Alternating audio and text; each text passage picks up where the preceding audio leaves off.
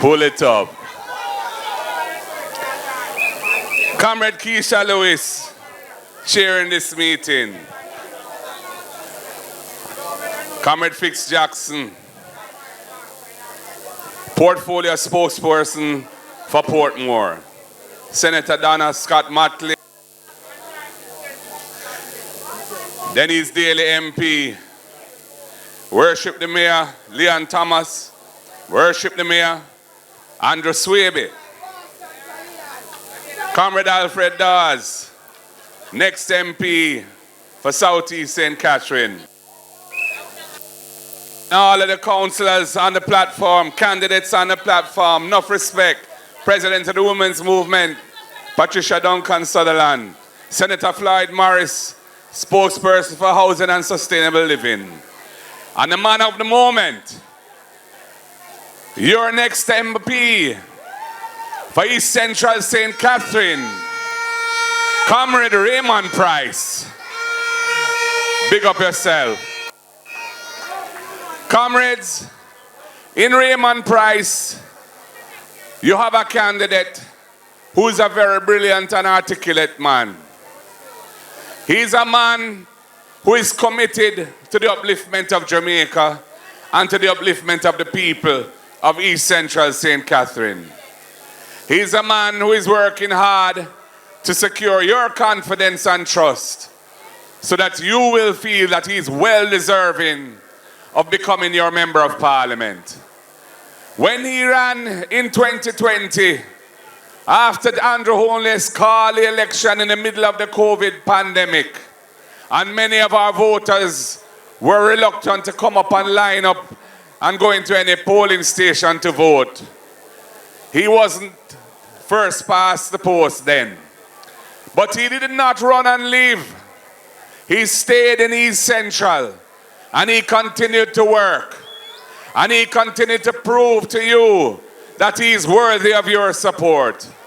And I'm going to ask you tonight, are you ready for Raymond Price to be the Member of Parliament of East Central St. Catherine? You sound like you're ready. And comrades, it is very important that we put our shoulders to the wheel and do the necessary work on the ground to secure that victory. We want East Central St. Catherine back again in the column of the People's National Party. I want Raymond Price to be available to me when we form government and to be sitting in the House of Representatives in Garden House. Comrades, elections are upon us. Jamaica has been waiting for the opportunity to send the signal that the people want change. They are tired of a Jamaica Labour Party government that has failed the country in so many crucial respects. First and foremost, they have proven themselves to be not worthy of the trust of the people.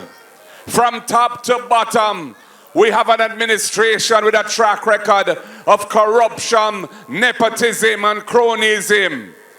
We have a prime minister of the country whose integrity commission declarations cannot be certified, and he is not in good standing with the country's anti-corruption agency, the Integrity Commission.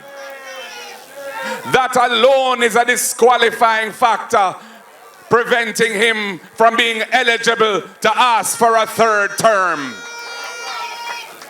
The man has even taken the Integrity Commission to court, having passed the legislation which I brought to Parliament originally as the Integrity Commission bill, took it through a joint select committee, a rigorous examination. Then there was an election and there was a change of government. And the legislation was passed by his administration.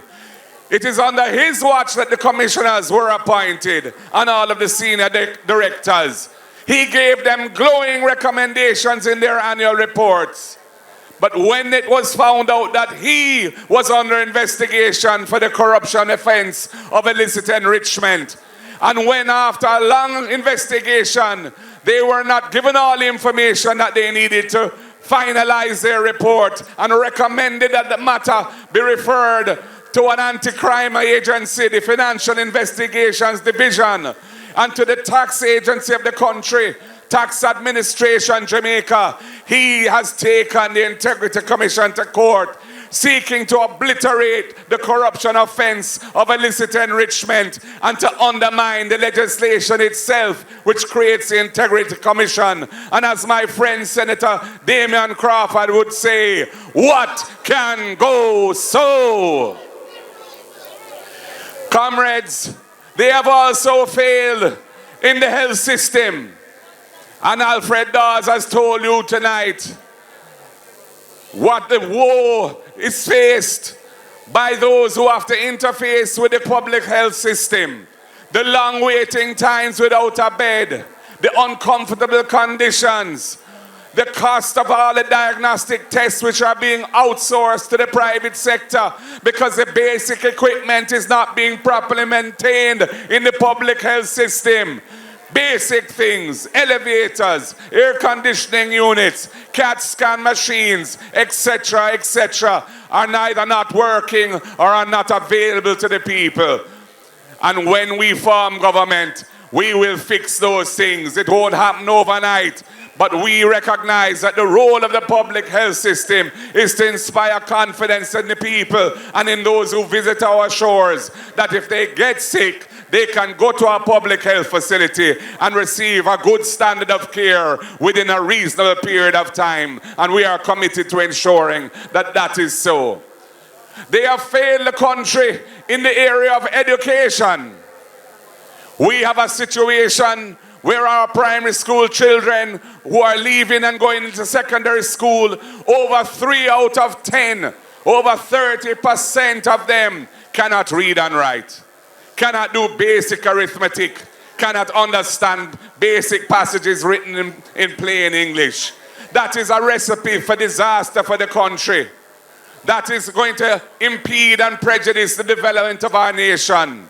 We have to fix that by making the necessary investments in early childhood and primary education to raise standards above the board. Our children are bright, but they're not getting the necessary inputs. There's too much absenteeism. Too many children are not going to school 5 days a week because their parents are struggling to find bus fare and lunch money.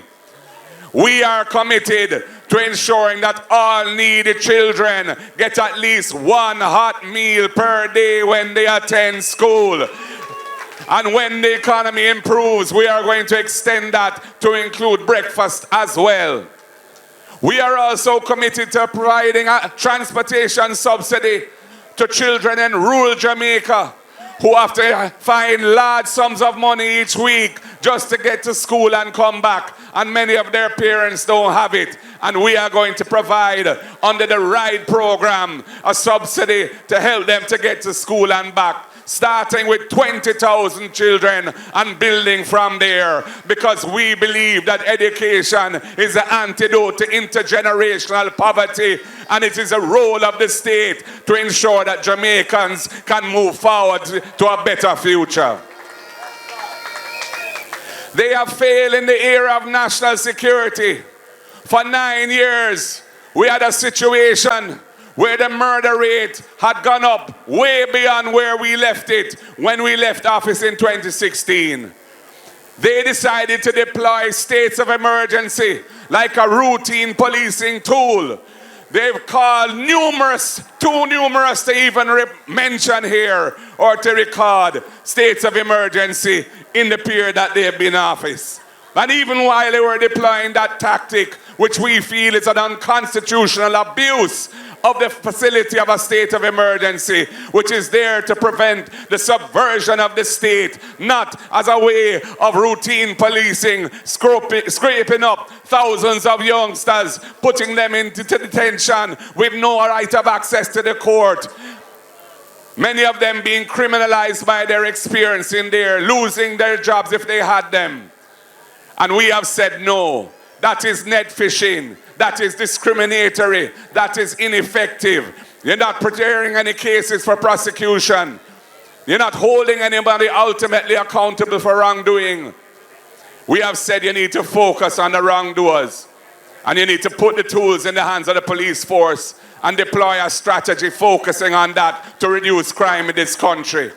And I want to big up the police and the Commissioner of Police for the recent successes that we are seeing in the reduction of the murder rate.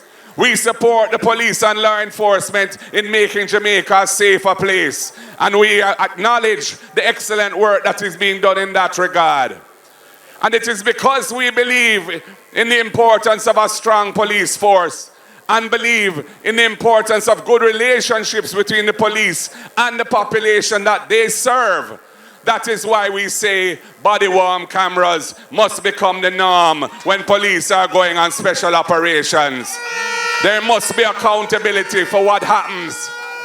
It is to protect the people and to protect the police so that nobody can say that when force was used in legitimate circumstances that it should not have been used. And on the other hand, it is a good disincentive to abuse of power. And it is why we support the police, why we support the body-worn cameras.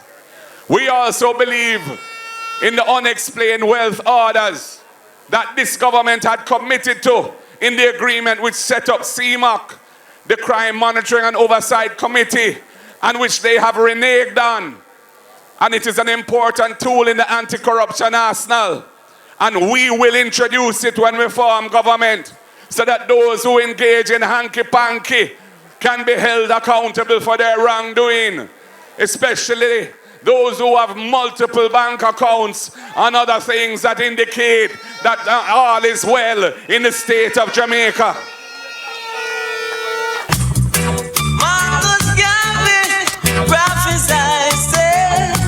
Oh yeah, man, I go fighting back against the wall. Oh yeah, it a go bitter when the time come.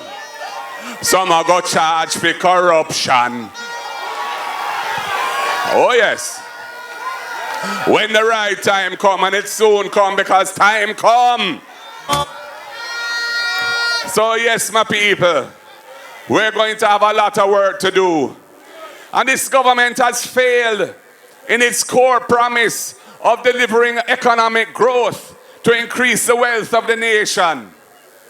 They have not succeeded in having even 3% annual growth in the 9 years that they have been in power, despite the Prime Minister having created a Ministry of Economic Growth with half of the agencies of government, including the most important and powerful ones in that ministry, with him being the minister. It has been an absolute failure. Even before COVID, in the year prior to COVID hitting Jamaica, we had virtually 0% growth. And it is going to get worse now, comrades, when we see what is happening internationally, when we see the issues of the tariffs and the reaction of other countries to this new regime of tariffs, and all that is going to result from that. Jamaica needs to be prepared. We're all going to have to pull together. We're all going to have to help out each other. And we're going to need a government that has the people's interests at heart and that cares for the people. And it is not about choosing themselves, but it's about choosing the people. And that is why I say, them can't use choose Jamaica as their slogan, because the Jamaican people now choose them. So people, we are in a historic time, and the end of this regime is coming. Just this week, Jamaica was demoted and relegated in terms of free speech and freedom of the press. And it is a result of how they deal with the matter of freedoms in this country. It is the People's National Party that has stood up and defended the people in opposition from the breach and taking away of their constitutional rights. We had to take them to court for the NID situation, and we won the case. We had to take them to court when they were trying to pay fast and loose with the Constitution in relation to the extension of the tenure of the Director of Public Prosecutions, and that matter is not yet over. And we've had to take them to court to ensure that the gerrymandering rubbish that Warmington exposed by running his mouth on a platform, which is a blatant abuse of the Constitution, trying to create boundaries for a new parish that would disenfranchise and push out of this constituency several communities which basically strongly support the People's National Party. We had to take them to court for that too. And I want to big up Comrade Fitz Jackson as my spokesperson for Portmore for standing with me on that matter and for the clever tactical use of the courts and the parliament to ensure that exercise in undermining democracy and violating constitutional principles had what was brought to a screeching halt. So comrades, I say to you tonight, we are on a mission. We are on a mission to restore decency, trust, and confidence in the government of the country. We are on a mission to create an education sector and a training system that can produce a productive Jamaica that can attract high levels of investment, that will create good paying jobs and opportunities for our people right here at home. We are on a mission to create a health system which focuses on providing decent health care in decent surroundings and preventive screening for the killers of the people, cancer, hypertension, which is pressure, diabetes, which is sugar, and reducing the toll that those diseases are wreaking on our people by screening for it early so we can nip it in the bud. We are on a mission to save Jamaica. Comrades, are you on that mission with me? Are you on that mission to save Jamaica? Are you on that mission to ensure that we get 3 seats in Portmore? Are you on a mission to ensure that Raymond Price comes to Parliament in the House of Representatives as your Member of Parliament for East Central St. Catherine? You sound like you're ready. And so I close by saying, power to the people, power to the people, power to the people, I say. One love, comrades. The word is love. God bless you all.